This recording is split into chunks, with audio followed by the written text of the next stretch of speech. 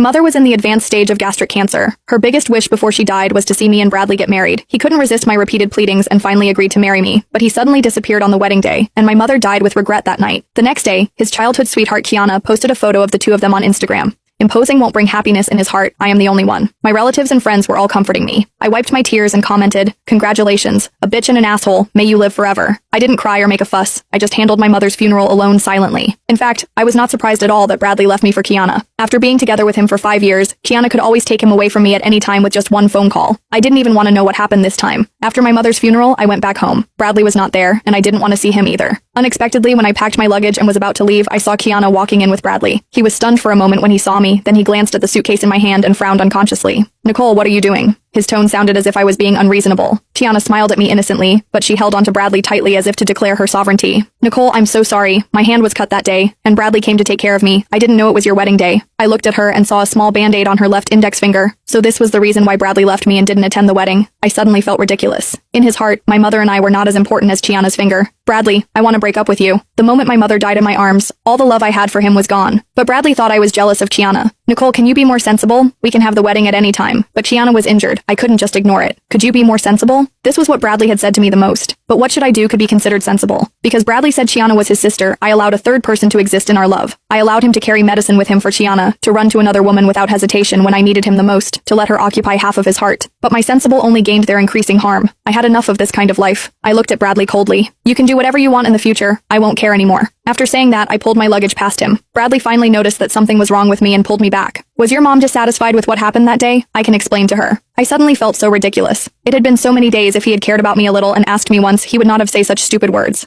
I pried his hand away. "There's no need." I had always been cautious, gentle, and ingratiating myself with Bradley, and had never been as indifferent as I am now. Bradley looked at my back, his eyes stunned for a moment. After coming to his senses, he was about to chase after me, but was stopped by Kiana. "Bradley, this is not your fault. If her mother hadn't pretended to be sick, how could you have been forced to marry her?" I felt like something exploded in my head. Before I realized, I had already slapped Kiana in the face. Bradley, who originally felt guilty towards me, suddenly changed his expression. He subconsciously protected Kiana behind him. His eyes were cold. "Nicole, what are you doing?" I glared at Kiana. "You'd better keep your mouth clean." Kiana was aggrieved. "Was I wrong? If your mother hadn't pretended to be sick and threatened Bradley, how could he marry you?" I looked at Bradley. "Do you think so too?" He didn't answer, but I got the answer from his eyes. Half a year ago, my mother was diagnosed with advanced gastric cancer. She knew she didn't have much time left, and her greatest wish before she died was to see me marry the person I loved and have a good husband. In order to let my mother rest in peace, I begged Bradley desperately and even knelt down in front of him to ask for this wedding. But he thought my mother was pretending, just to force him to marry me. Maybe he always looked down on me from the bottom of his heart.